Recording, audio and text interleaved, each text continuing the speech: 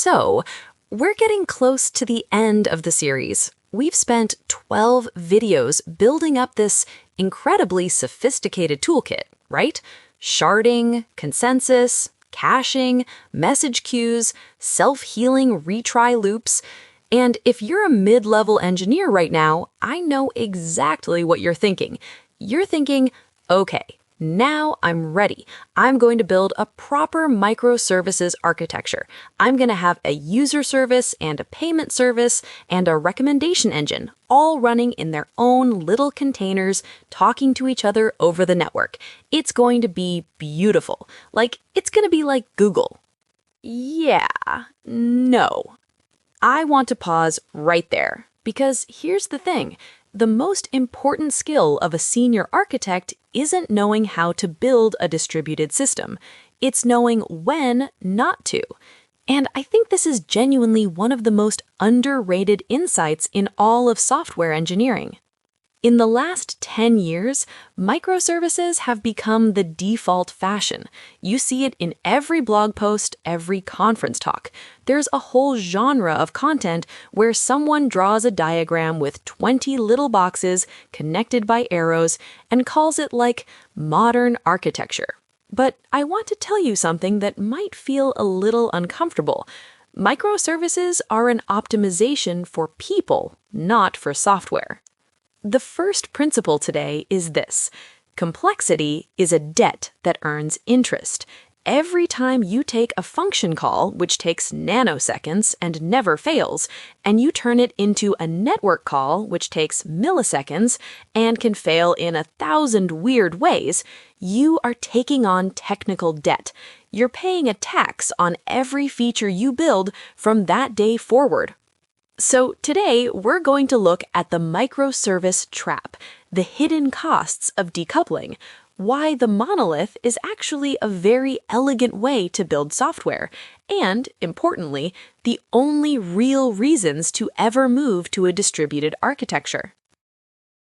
Let me ground this in hardware first, because the numbers are genuinely surprising.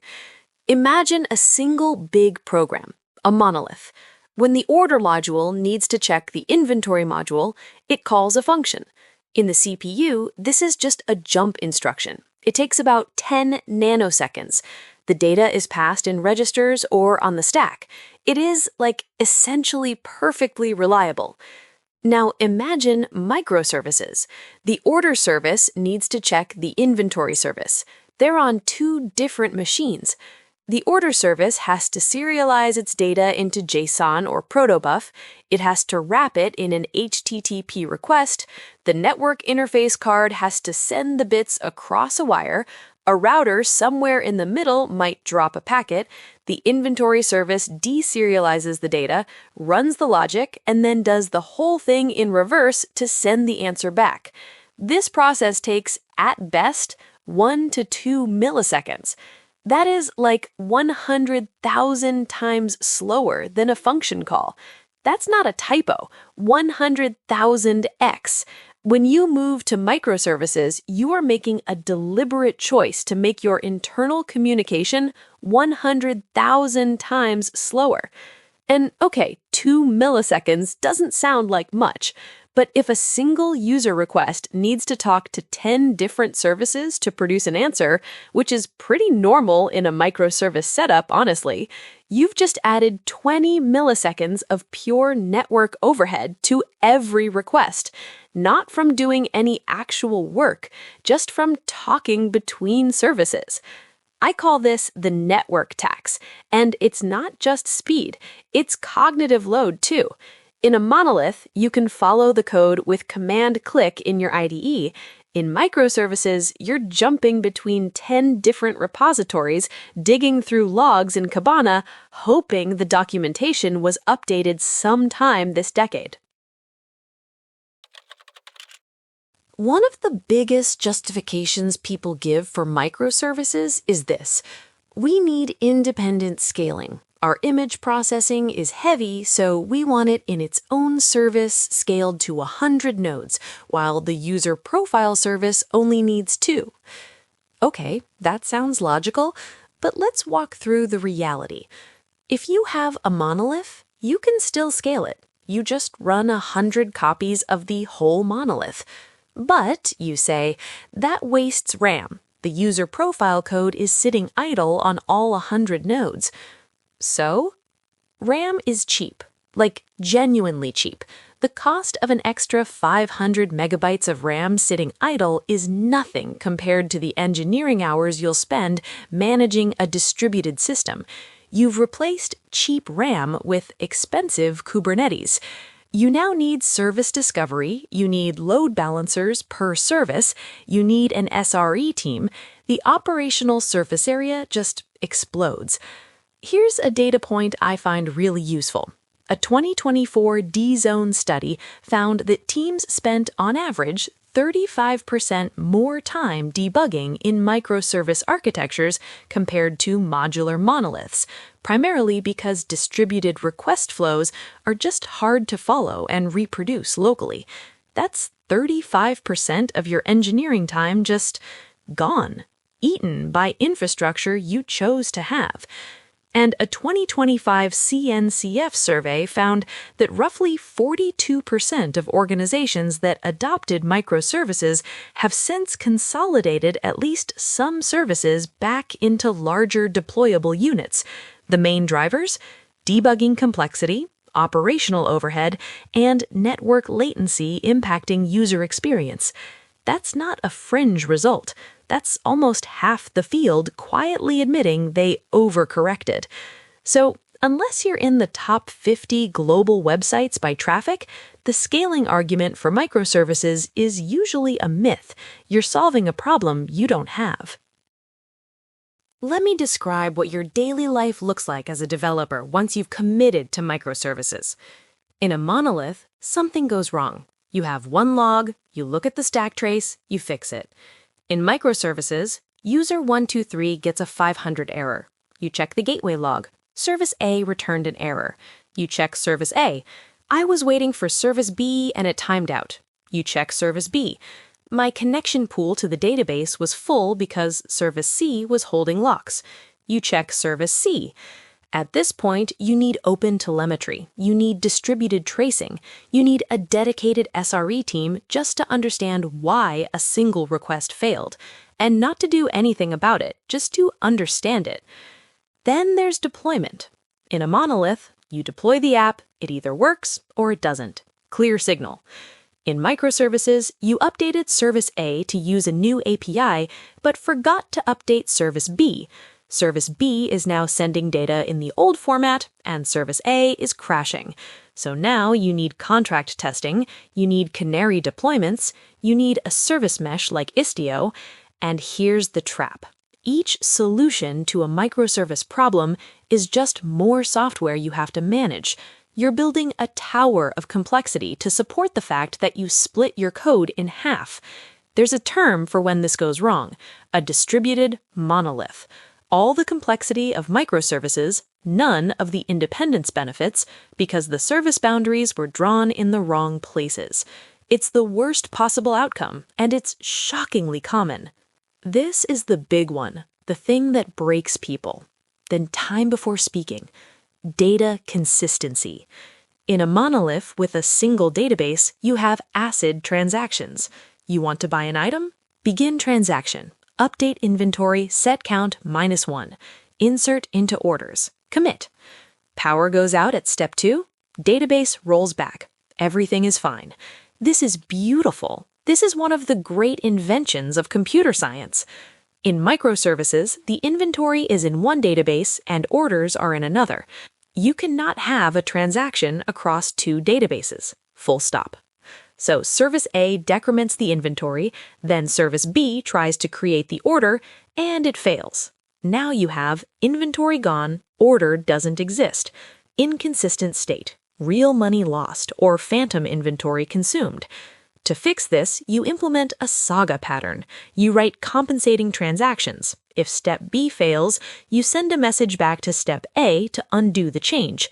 But what if that undo message is lost? Now you need retry loops. What if the undo itself fails? Now you need a dead letter queue.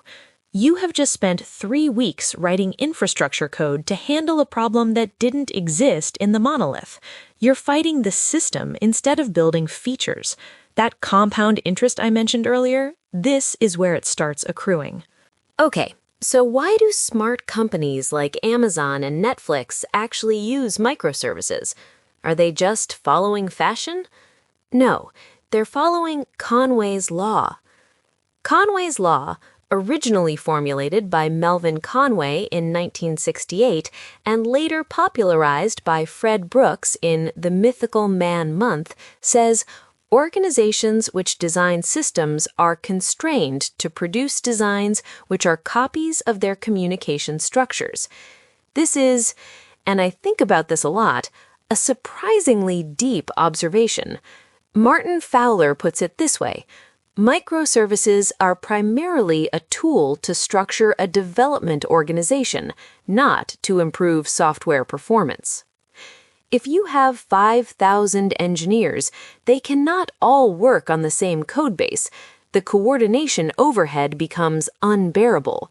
Who broke the build? Who changed this library version? Meeting overhead becomes infinite. So you split people into small teams of 8 to 10 people. To let those 10 people move fast, you give them their own sandbox, their own service, their own database, their own deployment pipeline. They can ship on a Tuesday afternoon without asking anyone for permission. That is the actual value of microservices: developer velocity at organizational scale. But here's the trap. If you only have 20 engineers, you don't have a coordination problem yet. You can all fit in one Slack channel. A dozen or two people can have deep and informal communications, so Conway's law indicates they will just naturally create a monolith, and that's fine. It's when humans need formal organizing that the architectural split becomes justified. The question to ask yourself is, did the technical requirements change, or did the organizational structure change? Most of the time, when a startup outgrows its monolith, it's not because the software became insufficient, it's because the team grew past the point where everyone knows everything. The architecture follows the org chart, not the other way around. If you adopt microservices at a 20-person startup, you are taking on the complexity tax of a 5,000-person company without getting any of the benefit. You are, in a very literal sense, slowing yourself down on purpose. There is a better path. It's called the modular monolith. People hear monolith and they picture spaghetti code, a giant ball of mud where everything depends on everything else, nobody understands the blast radius of any change, and releases require a prayer and a change management meeting. That's just bad engineering. That's not what a monolith is. A modular monolith is a single program, strictly divided into modules with enforced boundaries. The inventory module cannot touch the orders database table directly. It has to call a public function in the orders module. You use folders, private classes, and internal interfaces to enforce the contract in code, not in infrastructure. What you get? Performance. Internal calls are 10 nanosecond function calls. Consistency, full ACID transactions across modules, no Saga nonsense. Simplicity, one MOG, one deployment, one database. Future-proofing, if you ever do grow to 1,000 engineers, your boundaries are already clearly defined. You can extract a module into its own service. It's basically a copy-paste operation. Your interfaces are already clean. Stack Overflow handled billions of requests monthly for years on a monolith. Same with Shopify. Same with Basecamp. These are not toy systems. They're some of the most reliably operating software products in the industry. The philosophy here is what I'd call postponing the distributed system. Stay in the monolith as long as you possibly can. only move to microservices when the human pain of the monolith, the coordination overhead, the blocked deployments, becomes genuinely greater than the technical pain of the network. Let me go back to that phrase, complexity is a debt that earns interest. I want to make it concrete. You add a last name field to the user. In a monolith, maybe 10 minutes. Change the DB schema, update the model, update the UI. Done. In microservices, 2 to 4 hours. Update the user service, update the API gateway, update the internal protobuf definitions, figure out the right deployment order across 3 services, coordinate with the teams that own each of those services, write contract tests, verify the canary rollout. That delta, that extra 2 to 4 hours, is the interest payment on your complexity debt. And you pay it on every feature, every bug fix, every schema migration, every dependency upgrade. For a startup, iteration speed is survival. If your architecture is consuming 80% interest on every feature because of overhead, you will be outcompeted by someone running a boring Rails monolith who ships 5 features to your 1. So how do you know when the time has actually come? What are the signals that justify the cost? There are really 4. Organizational friction. You're spending more time in meetings coordinating deployments than writing code. Teams are literally blocked on each other, waiting for someone else to ship before they can. Resource contention. One part of the app needs genuinely different hardware, like a machine learning inference engine that needs GPUs and a terabyte of RAM. You don't want the whole monolith to require that just because one feature does. Heterogeneous technology. You need one component in Rust for performance while the rest is in Python. Different runtimes, different deployment models. Security isolation. One part handles credit card data under PCI compliance, and you want to draw a hard regulatory boundary around it so the rest of your system doesn't have to live under the same audit rules. If you don't have at least one of these problems, genuinely, concretely, don't move. Optimize your SQL, add a cache, keep shipping. So let me synthesize. Software engineering is the art of managing complexity. It's not about using the coolest tools, it's about solving the business problem with the fewest moving parts. Microservices are not better than monoliths. They are a solution to a specific, well-defined problem, scaling a development organization past the point where informal communication breaks down. A few things to carry forward. Respect the network tax. Every network call is 100,000 times slower than a function call and can fail in ways that function calls simply cannot. That cost never goes away. Fear the distributed transaction. If you split your database, you've entered a world of eventual consistency and compensating logic that is genuinely hard to get right. Start with a modular monolith. Define your boundaries in code, not in infrastructure. You get all the architectural clarity and none of the operational overhead. Treat complexity as a bill. Every service you add is a monthly payment in maintenance, monitoring, on-call burden, and debugging time. And, importantly, don't feel peer pressured by conference talks. A 2025 survey found roughly half of the industry has already started consolidating their microservices back. The cycle is playing out in real time. The engineers who look smart in 5 years are the ones who are skeptical of the fashion. In the next video, we're going to talk about what happens when you do decide to go distributed. Video 14 is the SRE playbook. Observability and the 4 golden signals. If you can't measure it, you can't manage it. We'll look at how to turn a mountain of logs into a dashboard that actually tells you the truth. See you there.